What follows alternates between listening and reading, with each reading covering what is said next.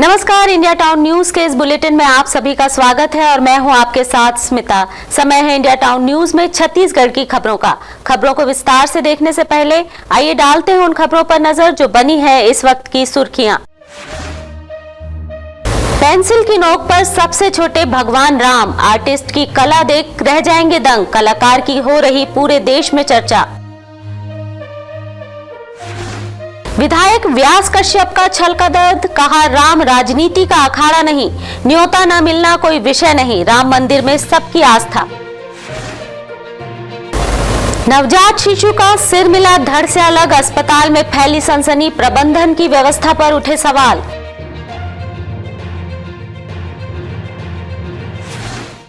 और अब खबरें विस्तार से। अयोध्या में रामलला की प्राण प्रतिष्ठा को लेकर पूरा देश राममय हो गया है। ऐसे समय में विख्यात माइक्रो आर्टिस्ट भानु प्रताप कुंजाम ने भी पेंसिल और ब्लैक बोर्ड चौक पर अपनी कलाकारी का बेजोड़ नमूना पेश करते हुए अपनी आस्था और राम जी के प्रति भावनाएं प्रदर्शित की हैं। पेंसिल की नोक पर या फिर ब्लैक बोर्ड चौक पर बारीकी से कलाकारी कर अपनी भावनाओं को प्रदर्शित करने में भानु प्रताप कुंजाम को महारत हासिल है। विभिन्न मौकों पर उनकी इस खास कला का नजारा देखने को मिलता है। माइक्रो आर्टिस्ट या बारीकी से बहुत ही छोटे से टारगेट पर अपनी कला का नमूना पेश करने वाले कुंजाम भी श्री राम लल्ला की प्राण प्रतिष्ठा को लेकर खासे उत्साहित है। इस बार उन्होंने अपनी आस्था को पेंसिल की नोक और चौक पर कलाकारी के माध्यम से पेश की है, जिसमें उन्होंने भगवान श्री रामचंद्र जी की प्रतिमा को उकेरी है। अयोध्या में भगवान श्री रामचंद्र जी की जन्मभूमि है। वहाँ भगवान श्री रामचंद्र जी की मंदिर निर्माण किया गया है और भगवान श्री रामचंद्र जी की मूर्ति का प्राण प्रतिष्ठा किया जाना है। तो इस अवसर पर मैंने चौक पर और पेंसिल की नोक पर भगवान श्री रामचंद्र जी की सबसे छोटी प्रतिमा उकेरी है और इस पर्व पर, इस महापर्व पर मैं भी अपनी ओर से एक माइक्रो आर्टिस्ट के रूप में भगवान श्री रामचंद्र जी की प्रतिमा उकेर कर भगवान श्री रामचंद्र जी के प्रति अपनी एक श्रद्धा को व्यक्त किया है। पेंसिल और चौक की नोक पर रामलला की सबसे छोटी एवं सुंदर प्रतिमा बनाकर भानु प्रताप ने अपनी श्रद्धा भक्ति व्यक्त की है। वहीं उनकी इस कलाकारी की प्रशंसा क्षेत्रवासी कर रहे हैं। उनकी कलाकारी को देखने के लिए भारी भीड़ उमड़ रही है। इंडिया टाउन न्यूज के लिए धमतरी से जयलाल प्रजापति की रिपोर्ट। अयोध्या में 22 जनवरी को भगवान श्री राम लला की प्राण प्रतिष्ठा होनी है, जिसकी तैयारी जोर शोर से चल रही है। वहीं उड़ीसा के शुभम साहू प्रभु श्री राम के प्राण प्रतिष्ठा कार्यक्रम में सम्मिलित होने पैदल यात्रा पर निकले हैं। उड़ीसा राज्य के रहने वाले शुभम साहू रामलला के दर्शन की मन में लालसा लिए हुए पैदल यात्रा पर निकले।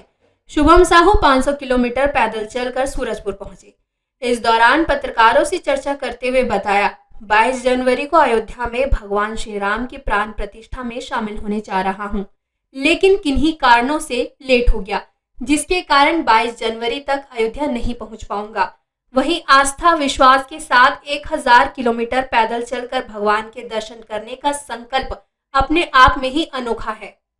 मैं उड़ीसा की तालचेर से अयोध्या का पैदल यात्रा कर रहा हूँ। आज मेरा 15 दिन हो गया पैदल यात्रा करते हुए। तो 2024 जनवरी 22 में हमारा राम जी के उद्घाटन हो रहा है अयोध्या में। तो वहां तक तो मैं पहुंच नहीं पाऊंगा, 30-29 तारीख को हो जाएगा पहुंचते हुए। फिर भी मैं राम जी के नाम लेकर आगे की तरफ जा रहा हूं। इंडिया टाउन न्यूज के लिए सूरजपुर से एजाज अहमद की रिपोर्ट। अयोध्या में राम मंदिर निर्माण और रामलला के दिव्य प्रतिमा की स्थापना को लेकर जहां राम जी के भक्तों में उत्साह का माहौल है, वहीं इसे लेकर राजनीति भी गरमाई हुई है। जहां एक और इस आयोजन को लेकर 22 जनवरी को भव्य आयोजन की तैयारी चल रही है, वहीं चारों शंकराचार्य के साथ कांग्रेस आयोजन का राजनीतिकरण होने का आरोप लगा रही है।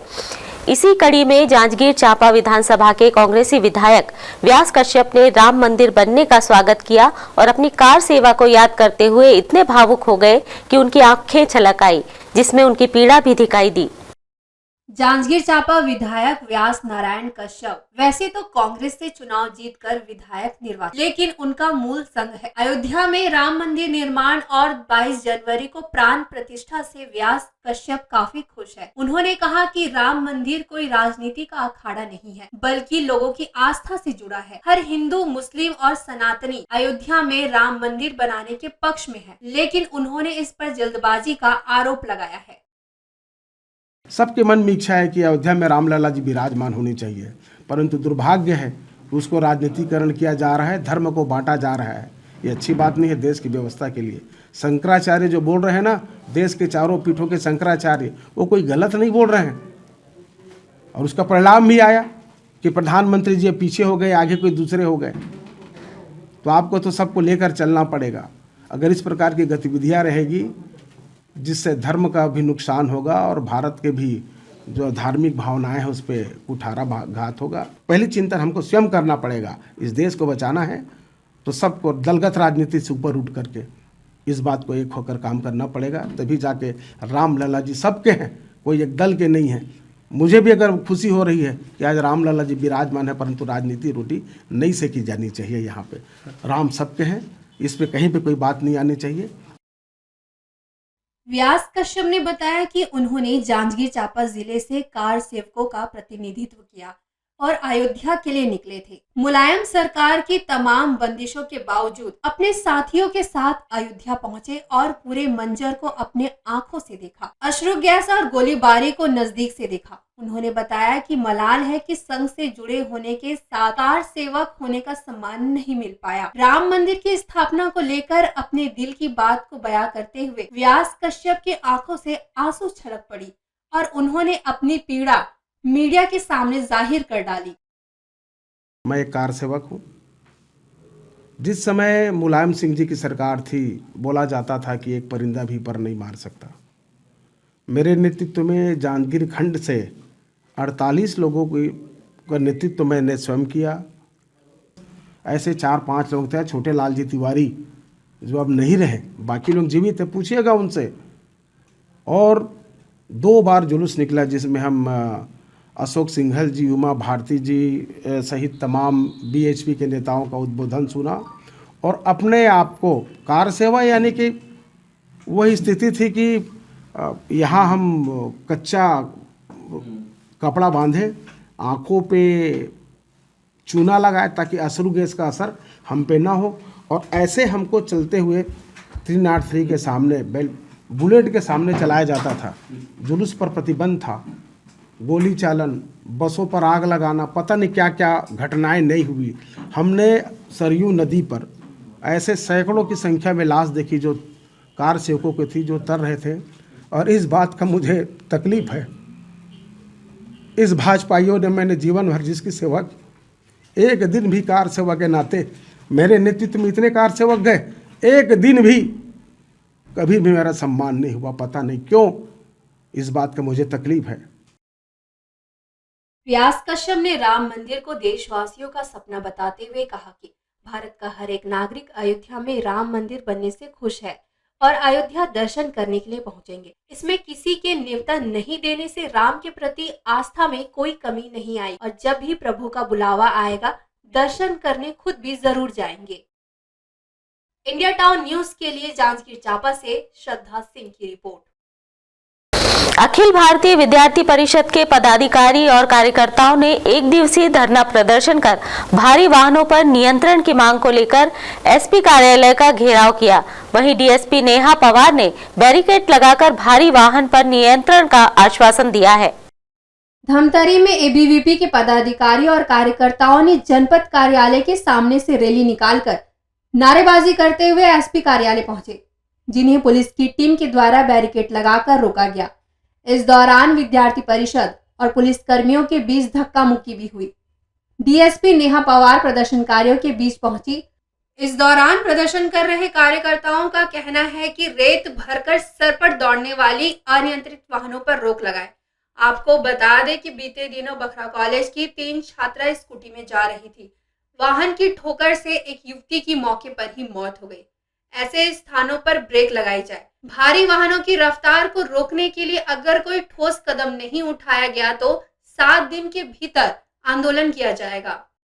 आए दिन जो है दुर्घटना हो रहा है उस विषय पर कोई कार्यवाही नहीं की जा रही। आए दिन किसी न किसी छात्र का मौत होता है, शिक्षक का, टीचर्स का, डॉक्टर, किसी न किसी का जो है एक्सीडेंट होते रहते हैं, उस पर कोई भी कार्यवाही नहीं की जा रही है। तो हमारा मांग ये है कि यातायात विभाग जो है वो मजबूत हो, सुरक्षा व्यवस्था जो है वो कड़ी से हो और जितने भी कार्यवाही जो करने का प्रोसेस है उसको जल्दी किया जाए। जो अभी यातायात प्रशासन है उनकी गैर जिम्मेदारी के ऊपर अभी 5 दिन पहले भखारा रोड में 3 स्कूटी सवार छात्राएं बहनें जा रही थी तो दुर्घटना हुआ है। तो अभी तक महाविद्यालय के आसपास कोई बैरिकेड्स की व्यवस्था नहीं है, जो कि अगर अभी तक नहीं लगाया गया है और नहीं लगा तो आगे भी यही दुर्घटना हो सकती है।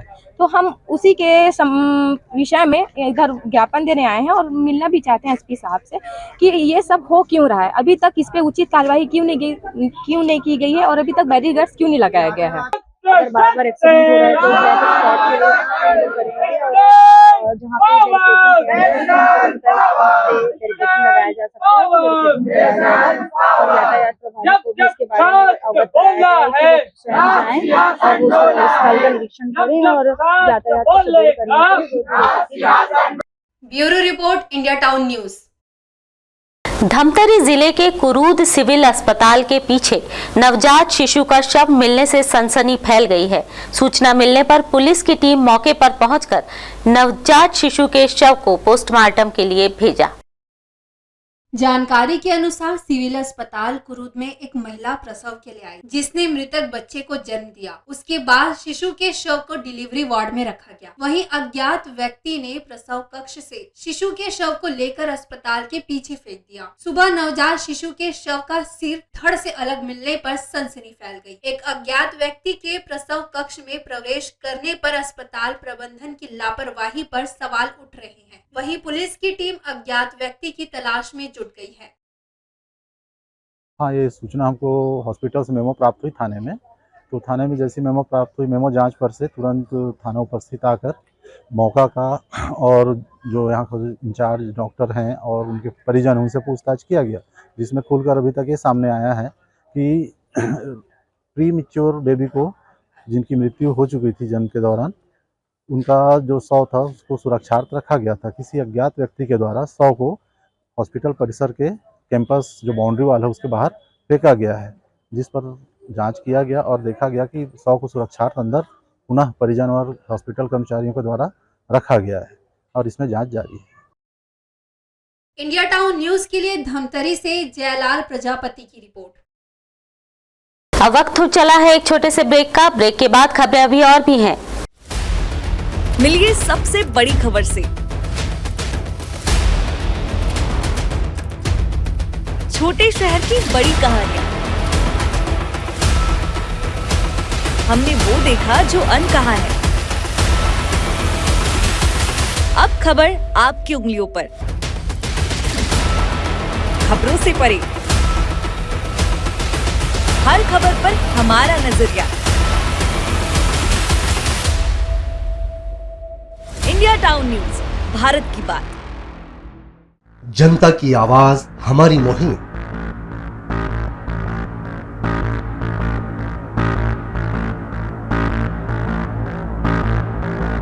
डिजिटल युग की नई आवाज। जनता का भरोसा, जनता की जीत, जनता का मत, ये सारी चीजें जब दावे करती है, हारती है, तो ईवीएम पर सवाल क्यों? आपके लिए सबसे बेहतरीन हमारा प्रयास। इस वक्त की सबसे बड़ी खबर आपको बता रहे हैं। इंडिया टाउन न्यूज, भारत की बात। ब्रेक के बाद एक बार फिर आपका स्वागत है। धमतरी जिले के कुरूद सिविल अस्पताल के पीछे नवजात शिशु का शव मिलने से सनसनी फैल गई है। सूचना मिलने पर पुलिस की टीम ने मौके पर पहुंचकर नवजात शिशु के शव को पोस्टमार्टम के लिए भेजा है। जानकारी के अनुसार सिविल अस्पताल कुरूद में एक महिला प्रसव के लिए आई, जिसने मृतक बच्चे को जन्म दिया। उसके बाद शिशु के शव को डिलीवरी वार्ड में रखा गया। वहीं अज्ञात व्यक्ति ने प्रसव कक्ष से शिशु के शव को लेकर अस्पताल के पीछे फेंक दिया। सुबह नवजात शिशु के शव का सिर धड़ से अलग मिलने पर सनसनी फैल गई। एक अज्ञात व्यक्ति के प्रसव कक्ष में प्रवेश करने पर अस्पताल प्रबंधन की लापरवाही पर सवाल उठ रहे हैं। वहीं पुलिस की टीम अज्ञात व्यक्ति की तलाश में जुट गई है। हाँ, ये सूचना हमको हॉस्पिटल से मेमो प्राप्त हुई थाने में। तो थाने में जैसी मेमो प्राप्त हुई, मेमो जांच पर से तुरंत थाना उपस्थित आकर मौका का और जो यहाँ का इंचार्ज डॉक्टर हैं और उनके परिजन, उनसे पूछताछ किया गया, जिसमें खुलकर अभी तक ये सामने आया है कि प्री मैच्योर बेबी को, जिनकी मृत्यु हो चुकी थी जन्म के दौरान, उनका जो शव था उसको सुरक्षार्थ रखा गया था। किसी अज्ञात व्यक्ति के द्वारा शव को हॉस्पिटल परिसर के कैंपस जो बाउंड्री वाल है उसके बाहर फेंका गया है, जिस पर जांच किया गया और देखा गया कि शव को सुरक्षार्थ अंदर पुनः परिजन और हॉस्पिटल कर्मचारियों के द्वारा रखा गया है और इसमें जांच जारी है। इंडिया टाउन न्यूज के लिए धमतरी से जयलाल प्रजापति की रिपोर्ट।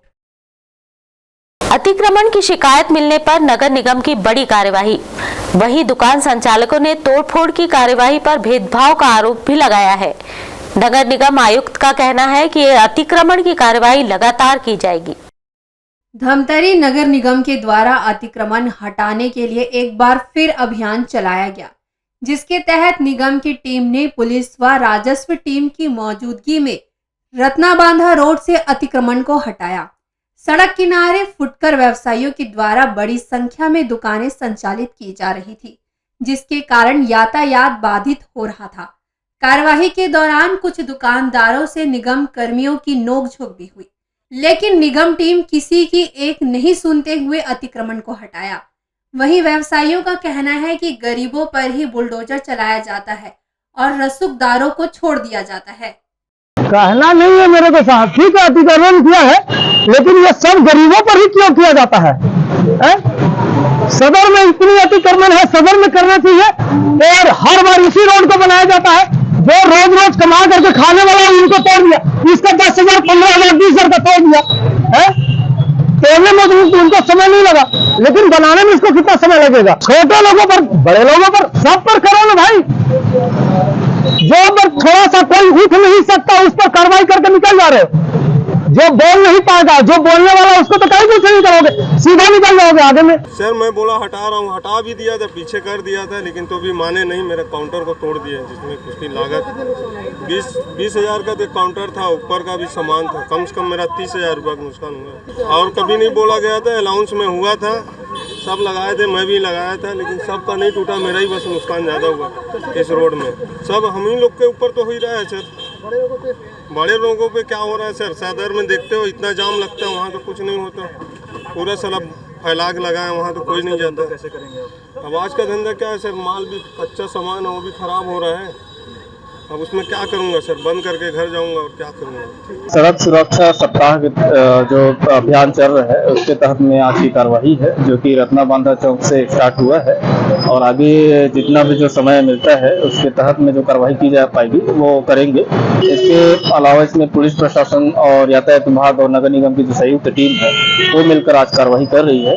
और कई जो ऐसे स्थायी स्ट्रक्चर वाले होंगे उनको नोटिस भी जारी करेंगे, जो अपने प्रीमाइसेस से बाहर रखे होंगे, और पक्के जो भी कंस्ट्रक्शन कर लिए होंगे, जिनका एक्स्ट्रा भी कंस्ट्रक्शन आ रहा होगा, जिनका शेड अतिरिक्त रूप से निर्माण कर लिए होंगे, जो यातायात को प्रभावित करता होगा, उनको नोटिस जारी। कार्रवाई पूरे धमतरी में जो शहर में अलग अलग स्थानों पर चल रहा है और 1 बाय 1 जो है इसको टारगेट फिक्स करके जहाँ पे भी यातायात प्रभावित हो रहा है उन सभी को देखते हुए टारगेटेड कर रहे हैं। जो साइन बोर्ड बाहर लगा लेते हैं, मेरी अपील है कि जो साइन बोर्ड लगाते हैं जिसके वजह से यातायात प्रभावित होता है और दुर्घटना की संभावनाएं रहती है, तो वो स्वयं से हटा ले, अन्यथा निगम प्रशासन उसको हटाए। इसमें हम लोग ने जो साइन बोर्ड जब्ती करते हैं हम उसको वापस नहीं करते हैं, क्योंकि वापस से वो हम देंगे तो वापस वहीं लगा लेंगे।